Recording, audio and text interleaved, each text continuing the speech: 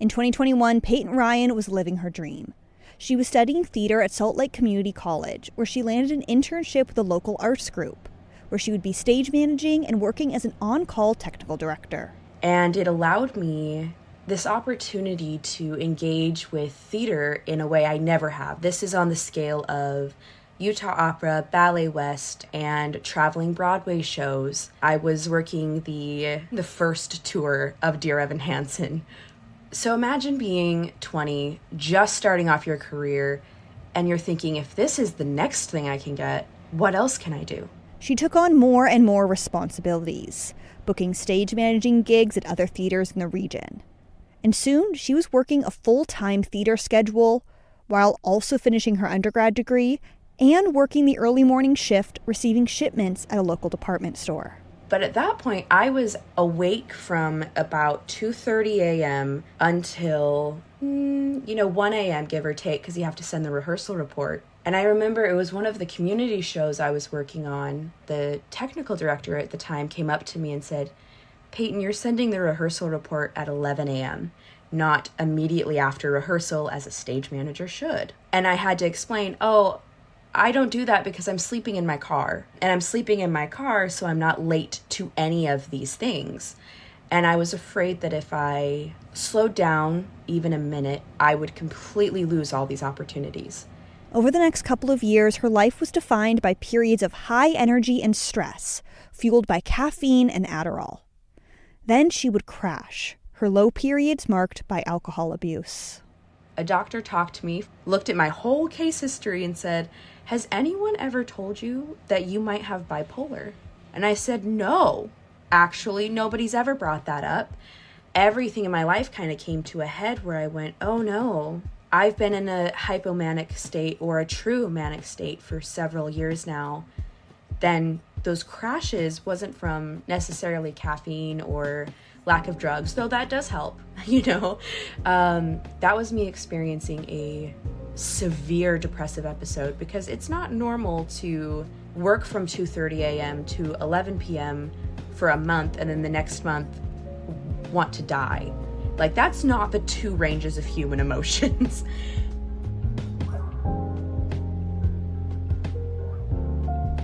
I realized I needed to take a year off, and that was horrifying. For any arts professional to take a year off, it feels like career murder. I remember just sobbing and having a meltdown because I thought I had just effectively ruined my career at the age of 22. We have a huge culture, especially within the, stage manager, technical director, production manager, and arts admin roles. We have a culture that really, really values that grind, so we are overproductive. And then, of course, what happens when you're overproductive, the people that are giving you these assignments, they expect more, and that cycle continues. She broke that cycle and moved home, feeling defeated and empty. And I was in the recovery stage, not wanting to get out of bed. I couldn't be bothered to brush my hair. At that point, my hair was falling out in clumps because I either ripped it out or I wasn't eating or I was eating too much. It was just so bad. It's then that her mom suggested Payton check out a horse therapy program in a nearby town that specializes in helping young women and girls overcome trauma. And obviously, I'm in detox. I have, no substances in my system, but darn do I want them. And I drove like an hour out of my way to this barn. It's really beautiful. There is stained glass everywhere of horses. And I've always wanted to work with horses. And the executive director came out and she said, "Hey, I know we're supposed to meet. I just have this feeling in my body that you are supposed to be here." And I'm gonna cry. And I looked at her and said, "I think so too." When you work with horses, they don't let you touch them unless you're confident. So when I got into the ring with the largest horse at the barn, I realized that I had lost all sense of confidence in myself. I'm sitting on his back and I'm horrified. I'm so high off the ground. So I was looking down, I wasn't looking up. And my instructor, she said, Payton, just look. Just look up. Everywhere you look, you need to imagine what you want your future to be. And that was very powerful because for about a year, I didn't think I had one. I didn't think I would even live to see and even think about one.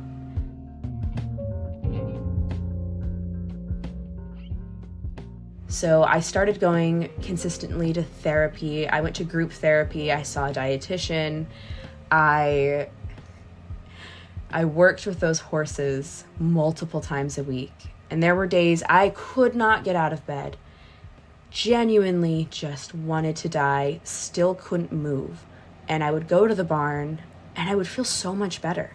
Payton ended up taking on a leadership role at this organization. And I had a soft spot for working with the girls and the women who were experiencing significant mental health issues and supporting them in the ways that I felt I could. And for me, that comes from doing theater. Everything I know about leading a room, being confident, and making friends, and appearing like I have everything under control comes from working in the theater. So I would work with some of these women and I would coach them through how do you hold a room by using your voice? Or how do you give yourself more confidence and give your team more confidence by how you say your words? And my favorite theater activity is to create a rainstorm together where you turn all the lights off and you make everything silent. No one is allowed to speak. And you can sit in silence until someone starts because someone has to be brave enough to start it. And your goal is to start and stop a rainstorm together. And you do that by making all kinds of sounds but not using your voice. And once you hear the taps, oh, it's the rain starting. And then it gets heavier. As they all embrace the energy of the room, it stops. You realize everyone's in sync and you turn the lights back on and you talk about it. You say, hey, yeah, that's creating a space for you and your team. It's a really gorgeous thing. And of course, working with women, working with the girls, we were shoveling horse poop and battling sobriety and battling severe depression. And I'd say, hey, how can I support you? What can we do to be kinder to ourselves today? And I think that's another thing that I think I've learned from working in the theater as a whole. It's the fact that people in the theater are first and foremost people-oriented. Once Payton found her own voice, she realized she could help others find theirs. She recently moved to New York, where she founded a nonprofit to raise awareness and give support to artists facing mental illness. There's this overall idea in the theater that you can have empathy. I don't think, even with chemical imbalances that I have lived with my whole life and bad genetics, I can't unlearn the amount of empathy that the theater taught me. You're listening to Arts, Work, Life, a podcast from the Association of Performing Arts Professionals. I'm Claire Caulfield, and today's episode, My Story to Tell. Finding your voice and then summoning the courage to use it can change your life. Whether it's helping others heal, how advocating for yourself becomes advocating for those like you, or reclaiming a harmful narrative. Today's episode is all about the power of your personal story and the beautiful things that can come from speaking out.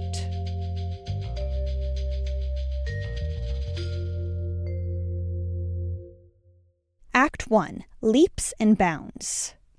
A couple years ago, Tristan Grannum was a professional dancer for a ballet company in the Midwest. He was the only Black dancer in the company. During his first season, people in leadership were constantly messing up his name and regularly calling him DeMarcus. Tristan didn't speak up, though. He felt that he was lucky to have a job, any job as a professional dancer, and didn't want to make waves. Then, as the Black Lives Matter movement was gaining steam in the summer of 2020, Tristan noticed that his dance company wasn't speaking up about Black rights. I reached out to the leadership team at the company that I dance for, and I said, you guys basically need to do better. And then their response to me was, we will speak amongst each other and then get back to you. They never got back to me. Still to this day, 4 years later, they never got back to me.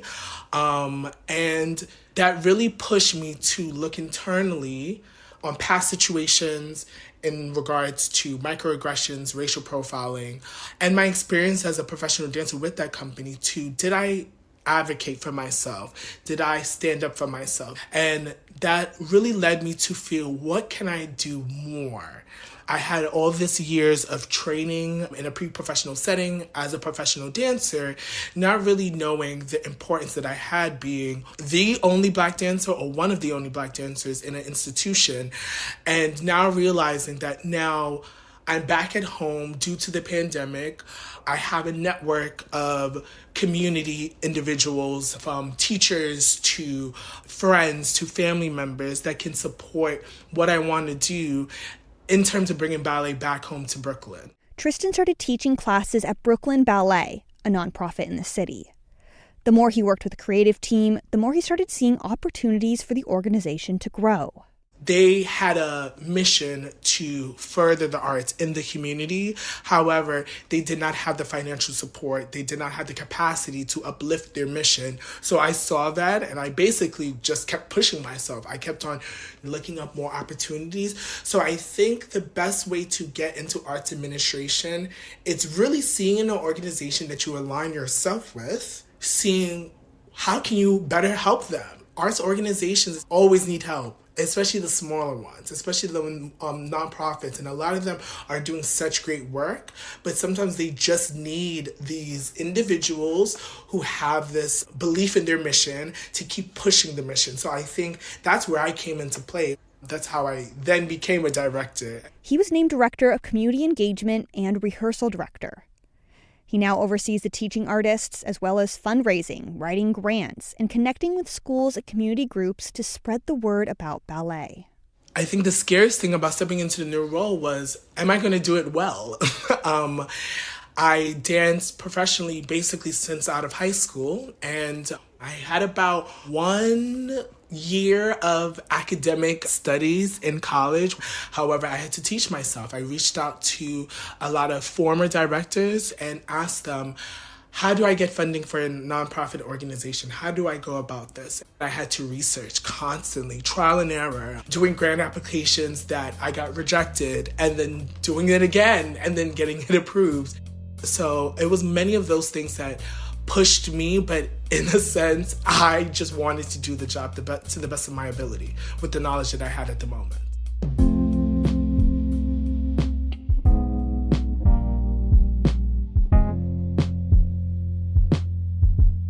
One thing I struggled with is imposter syndrome. And I struggled with imposter syndrome a lot because I was young and I did not look like a noble director. Like, I'm coming in a tight tank top, tight pants, and a Chelsea boot, wearing earrings and things of that nature, which, again, I wasn't used to growing up directors looking like that. And I felt at times I had to change who I was, what I was innately as Tristan, in order to feel comfortable in these spaces. So I think transitioning to a leadership role, I would tell myself, be you. I'm being myself now, but it was something I struggled with, especially in the first 2 years. So a big part of my job now is public speaking, but I had the lucky opportunity to speak at the middle school where I started to dance, which was very emotional. The dance students, a lot of them were boys, and I'm presenting different slides of me being a dancer and doing community work. I'm teaching class and things like that. And some of the boys were in such awe. They were so shocked. They're like, what? You traveled to China? You won a competition in China? You were able to dance with these different companies? And sometimes these achievements seem so minuscule to you as a dancer because, again, you're like, I wish I danced for American Ballet Theater. But to them, to just even have the opportunity to make dance a career, it enlightened them. One boy said, I really want to be a dancer. I want to be a dancer like you. He now can see himself as a dancer because I was able to showcase, yes, the opportunities I had and the opportunities as a teaching artist, as a director, as a leader. It's like, it's possible. And I get super emotional because you go in, you're just talking about yourself and you're hoping that you're shedding light. I was honestly hoping to just shed light more on, there are Black dancers, there are Black male dancers, and now there are more leaders that look like us. But to have people actually come up to me and say, now I want to be a dancer, and then I enlighten them on, you can also, besides having a professional career, you can have a career as an arts administrator that ties in your academic experiences as well as your artistic experience. I think brought a lot of value to them because a lot of them feel like you only can choose one. I'm like, no, you can still go to college, you can still major in writing and liberal arts and then still end up back at an arts organization because you have had that experience as training as a dancer. And what you have is also just as valuable. You don't do it for the acclaim and the shine and all of, I mean, obviously it's lovely, but you don't do the work for that very reason. And it was just honestly so touching because I do the work because I love to do the work. And then to have people celebrate you as if you're like a celebrity, more or less, like a notable alumni, just feels so beautiful. As a dancer, I never advocated for myself. And then in a leadership role, I'm able to advocate for others whilst advocating for myself. And I think now I'm seeing more and more dancers advocate for themselves in terms of pay rates, in terms of environment that they're working in. So I think just don't shun yourself because you received a job. Do not suppress how you're feeling. Be able to vocalize how you're feeling because you have trained for this. As leaders, we have to then step forward and advocate for them. The leadership of the dance world needs to be obviously more diverse, more equitable, more inclusive, but then also see yourselves as a dancer as well. I think there needs to be more connection between leadership and the professional dancers because I think that creates a more healthy and sustainable environment. It's beautiful to see and hear when some of my teaching artists and dancers write me messages where they're like, Tristan, I love working for you.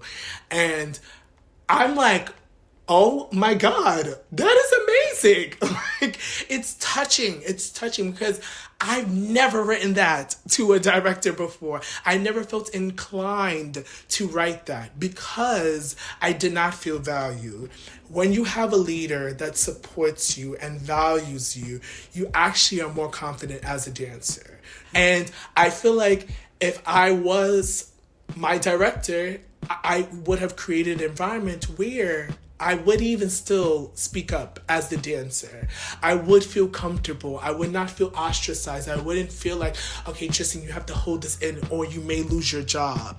And I have created an environment where you don't feel shunned and you feel of value as an adult and as a professional dancer, as a major essential element to the organization.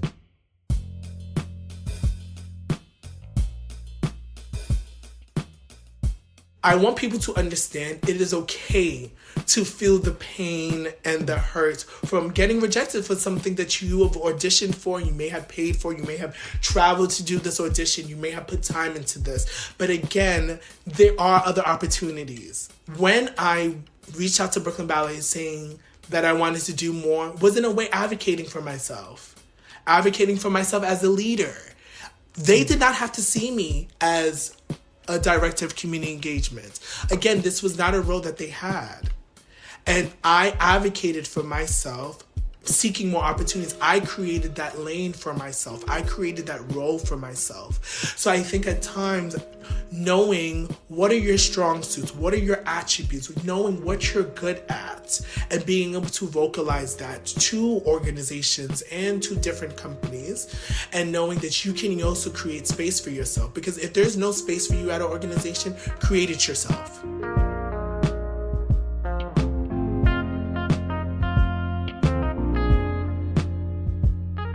Tristan Grannum is the Director of Community Engagement and Rehearsal Director for Brooklyn Ballet. He lives in Brooklyn, New York.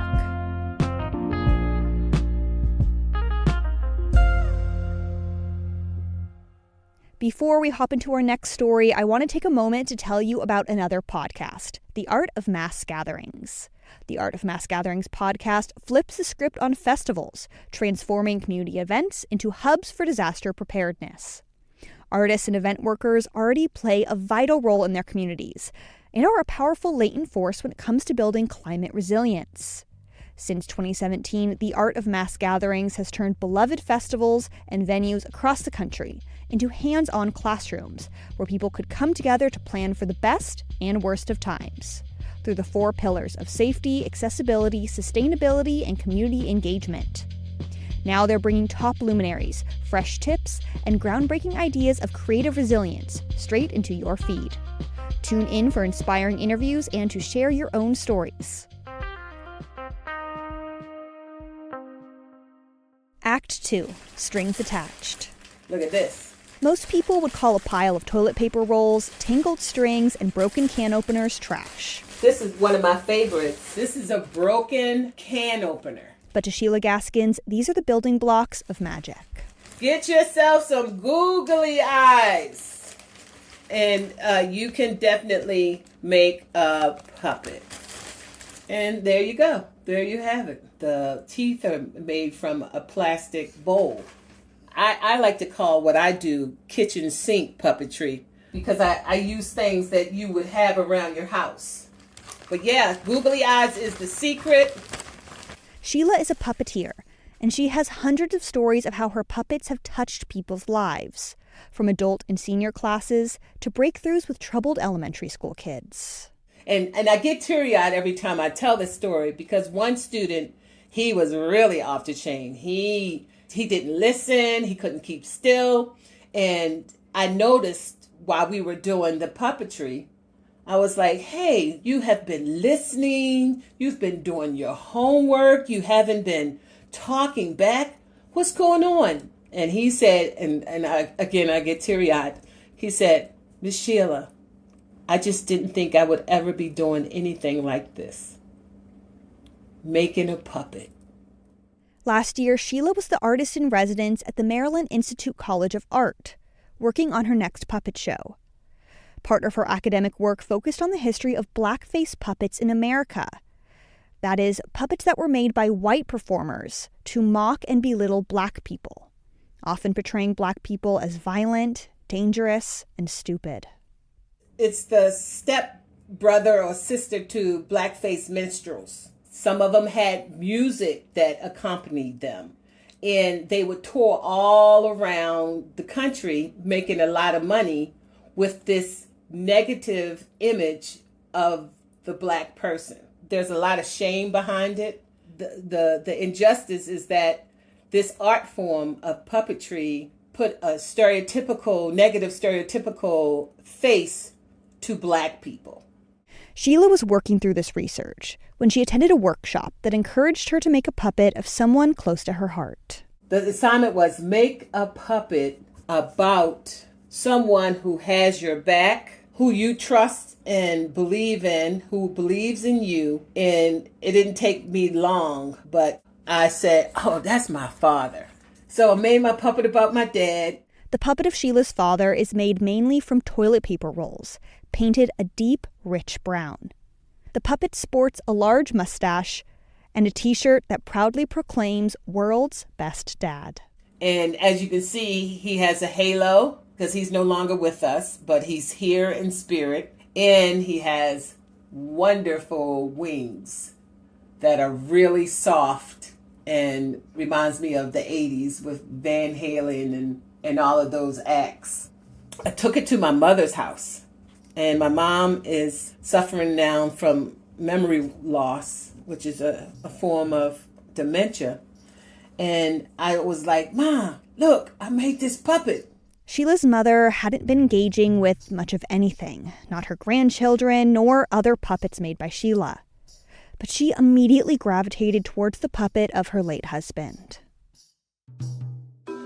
So lovingly and so endearing that it would put a tear in your eye. And I said, "This is Daddy right here." And she was like, "Oh, Sheila, this is so sweet. This is so nice." And was just treating the puppet as if it was a person. Just stroking the puppet, feeling the wings and the hair, straightening the hair out. For Sheila, who had been reckoning with this racist history of blackface puppets, there was so much beauty in that moment. A puppet of a dark-skinned man being loved, not used as a racist punchline. And I just thought about the magic of puppetry and how healing it really is.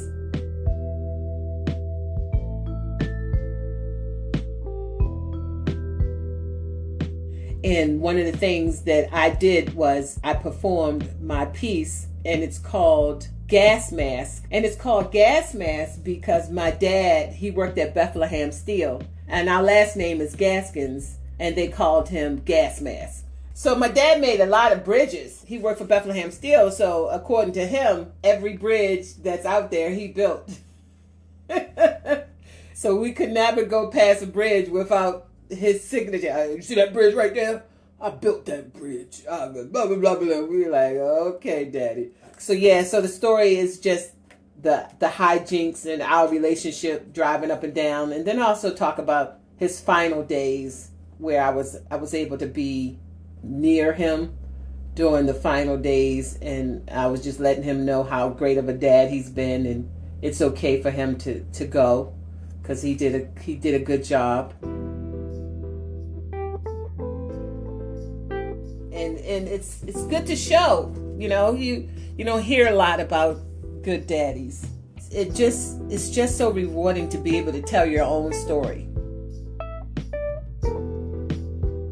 So emotionally, the puppet has taken on its own type of spirit. I didn't know emotionally it would be so gratifying. And just to see my mother gravitate towards it in such a great, awesome way was really refreshing for me to see.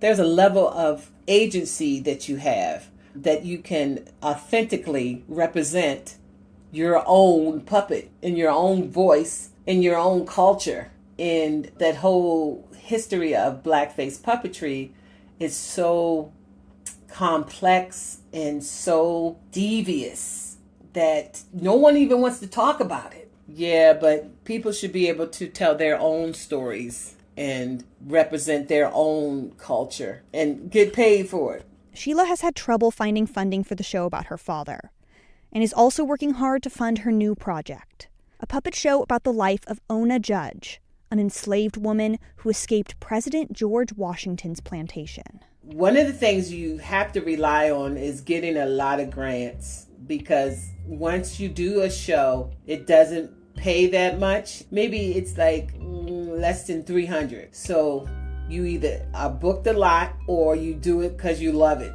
I have to rely on writing grants to go out into the community to teach puppetry. And I'm currently trying to get a grant to do this show and my other puppet, Ona Judge, which is a life-size puppet. And she is the enslaved servant who escaped George and Martha Washington. But this next project won't just be a puppet show. It'll also have a puppetry workshop, so everyone in the audience can learn about the power of making a puppet that represents their own history. What I want people to take away is the power of your own story, your own narrative, the fact that you can be authentic and tell your story. And a good way to do that is through puppetry. There is some power, some healing power in this puppetry thing, and we should celebrate that.